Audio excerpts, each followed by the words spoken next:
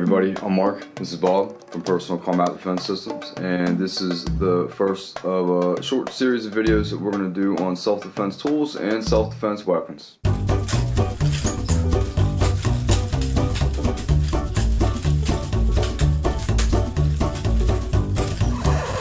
Oh, what do you mean like those types of weapons? Okay, that makes sense. You got me there. So in this video, we're going to address certain things about self-defense tools and self-defense weapons, things to consider before choosing a weapon, training with a weapon, when to use it, how to use it, and all that stuff. And in the following videos, we're going to look at different groups of them and look at different levels of force. The first thing, though, that we definitely want to talk about is the law. And as much as the law can vary from state to state to state, I'm in Pennsylvania, so you definitely want to look up the laws in the state that you live in if you're not in Pennsylvania. But something that is common from each state is definitely going to be the use of lethal force. So, in empty-hand combat, basically that sums up to, attacks to the throat. But when you're dealing with weapons, there's a big difference between deploying mace and deploying a bladed weapon or a firearm. And if you're going to use lethal force, you need to make sure that you're justified. Generally speaking, this isn't absolute, but if somebody uses a certain level of force against you, you can step that up one little notch and use a little bit more force against them to stop them. Another thing that they look at in legal terms, which is always kind of a gray area, like everything in Pennsylvania is disparity of force. So, I'm 5'9", about 170 pounds. Somebody's 250 pounds and they're coming at me with a baseball bat. That may be a time where I can get away with using a lot more force against them to defend myself. So before I started thinking about making this video, I had a pretty good idea of self-defense weapon laws in Pennsylvania, but I had some very specific questions that I wanted answered before I came and made the video. Honestly, they weren't really answered because the laws in Pennsylvania are incredibly gray and, quote, open to interpretation. I reached out to different police departments. I talked to a lieutenant and a use of force expert. And just to make sure that everybody was on the same page and I was getting similar answers, and I did. The law is pretty long. I recommend you can go ahead and look it up and read the whole thing if you wish. Section 908, prohibited offensive weapons. And then I'm going to skip to the end part, which is going to address some of the things that we're going to look at later, especially with knives and metal knuckles. Offensive weapons: any bomb, grenade, machine gun, sawed-off shotgun with a barrel less than 18 inches, firearms specially made or specially adapted for concealment or silent discharge, any blackjack, sandbag, metal knuckles, dagger, knife, razor, or cutting instrument, the blade of which is exposed in an automatic way by switch, push button, spring mechanism, or otherwise, any stun gun, stun baton, taser, or other electronic or electric weapon, other implement for the infliction of serious bodily injury which serves no common lawful purpose. So a little bit later, when we look at knives and edged weapons, when we look at force multipliers, which is used for striking like certain metal or plastic knuckles, that law is definitely going to come into effect a little bit. This is personally from the officer. They said the key term is if the item could have another common lawful purpose other than that an instrument to inflict seriously bodily injury. This section can be a bit of a gray area that's up to interpretation of the item. There's hundreds of products on the market similar to this. I showed them the Kubotan. Any and everyone has to be judged differently. A lot of us in law enforcement aren't fond of this section and the large area that's up to interpretation. And quite frankly, neither am I. The fact of the matter is if, and both officers said this, if you're a young lady, if you're a college student, you get pulled over and you have what we're going to look at a little bit later called a Kubotan or these little cat paws. For the most part, they're going to leave you alone. 99% of officers, they know what they're for. They're not going to interpret you as a violent person, and they're gonna leave you alone, even though that they would fall into that gray area of the law, because they really don't serve another lawful purpose. But at the same time, the use of force expert said defending yourself is a lawful purpose, and I think that speaks volumes. Hey guys, sorry to interrupt. Definitely something I wanted to mention. A lot of people keep different things in their cars. Maybe a baseball bat, a golf club, a tire iron, a hatchet, a heavy curtain rod, and all these things have lawful purposes, so people think it's okay to have them and to carry them. And it is. But a lot of times the vehicle itself can act as a defense and an escape mechanism for different situations. One example would be that you have an aggressive driver on the road and they try to get you to pull over to engage with them, or maybe you just pull over and they pull over behind you. It's been recommended by law enforcement that you don't do this, that you keep driving and you call 911 from your vehicle as you're moving. It seems to be much safer. When you pull over and you get out and you pull a weapon on them, you are choosing to engage, and that's how they're most likely going to view it in a court of law. Another situation is you're in a parking lot and somebody's following you to your vehicle or they're chasing after you. Now, distance will matter, but for the most part, if they're a decent distance away, and you can open up the back seat to pull out the baseball bat and turn around and have time to engage. You could have gotten the front seat, closed, locked the door, started the car, and drove away. So once again, it's not really an issue of self-defense. It's not really a self-defense weapon, because you are choosing to engage with the person. That's just an important thing. These situations have come up. There's a lot of records and court cases about them, and it's definitely something to think about when there's a vehicle involved. Take it away. Now, at the same time, there is a case currently in Pennsylvania where somebody used these, not metal, but rubber cat knuckles in a bar. Somebody said something that this woman did not like. She put them on her hand and she assaulted the person. I think that's pretty clear that that's assault, that's not self-defense, and that's certainly going to be prosecuted as such.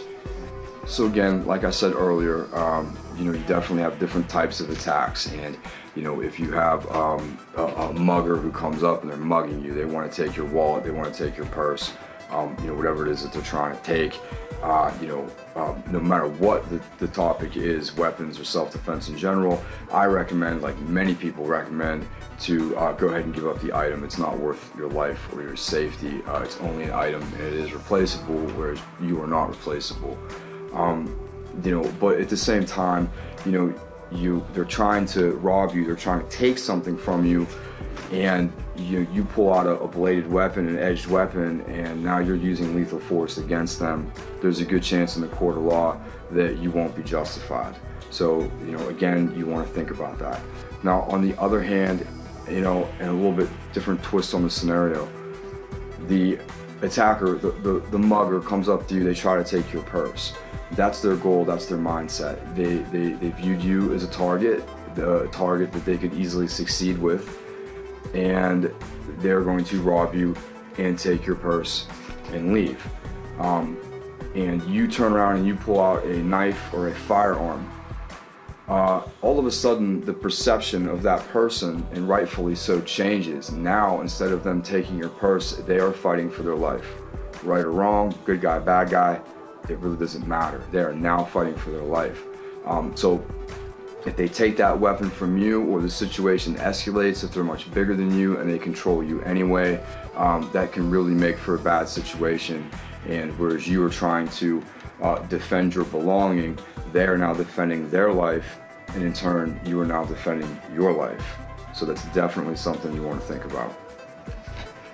And also on the note of levels of response, as I go through the different weapons in the future videos and the different tools, I think it's a good idea to have different levels of response, especially if you're in a situation or you're walking through an area or you're just somewhere where you feel like you need a little extra self-protection.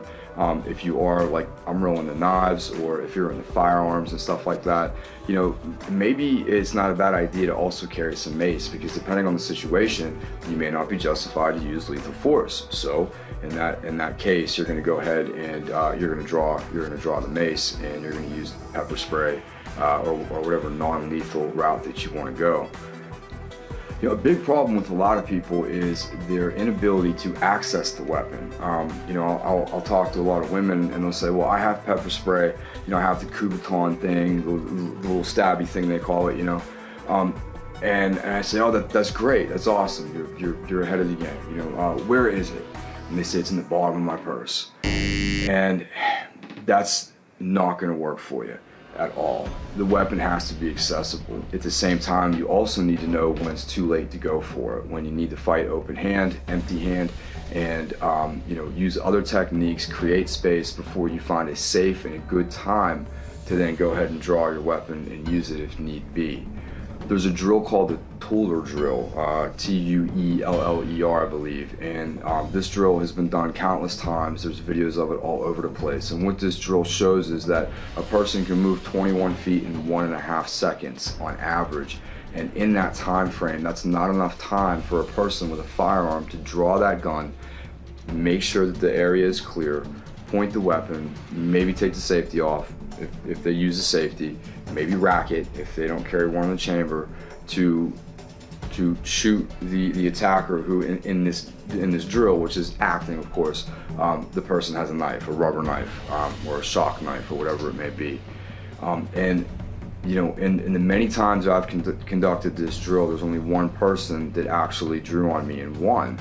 And they're a firearms instructor, that's my buddy Scott. So, but other than him, no one's ever got me. I rush in, hit him with the knife a couple times. I've had the gun drawn, but I've been able to push it out of the way, stab him with my little rubber knife. And that in itself shows you that, you know, how difficult it is under stress to quickly get that weapon out and get that weapon ready. Now, remember, even in this drill, the good guy, we'll say, with the gun, the firearm, they know that you're coming. So they're completely aware that there's this drill, and they're just standing there and they're waiting. They're waiting for you. They're ready. Oh, here he comes, you know. But in real life, you know, we know, because this is 2021, there's cell phones everywhere, there's security cameras everywhere, CCTV, all this stuff's being recorded. We have more information and more footage of real life violence than we ever did before.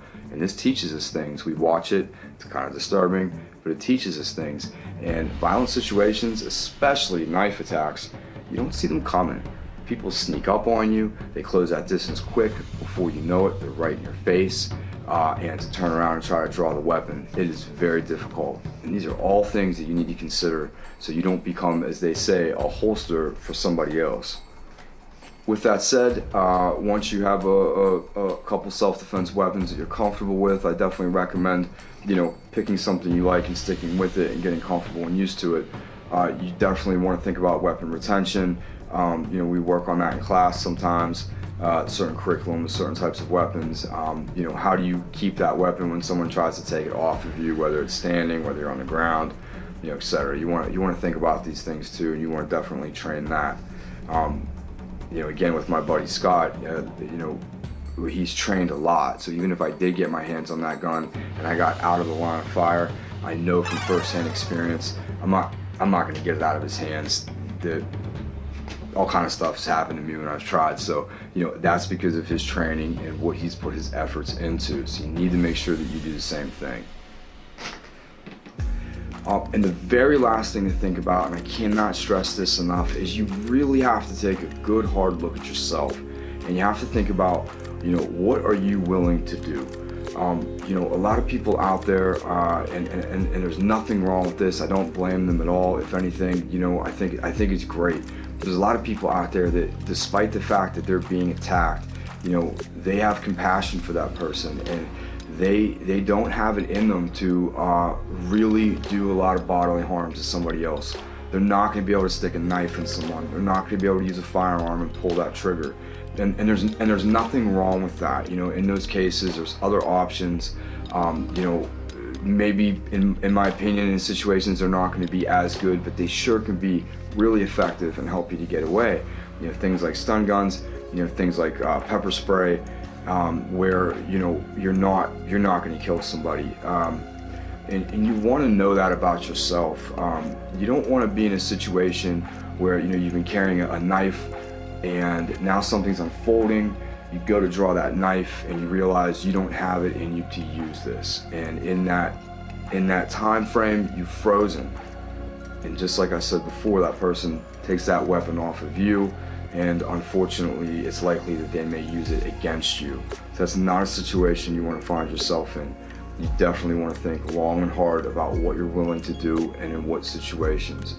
I know as a parent, I may fall into the category of being hesitant to really hurt somebody, for many different reasons. But the minute that my kid is involved and my kid is there, I become extremely willing to do incredible harm to somebody, whether it's taking their life or just putting them out of commission in whatever way is necessary. If you're talking about my child, and my attitude then it changes quite a bit. So I think a lot of parents can definitely relate to that. So that's about it. That's we'll call that the foundation for self-defense tools and self-defense weapons. And in the next video, we're going to start looking at what some of them are. Probably going to go in a certain order, where we're dealing with some self-defense tools, some non-lethal weapons, and eventually work our way into a lot more lethal options. So everybody stay safe out there, and I will see you in the next video.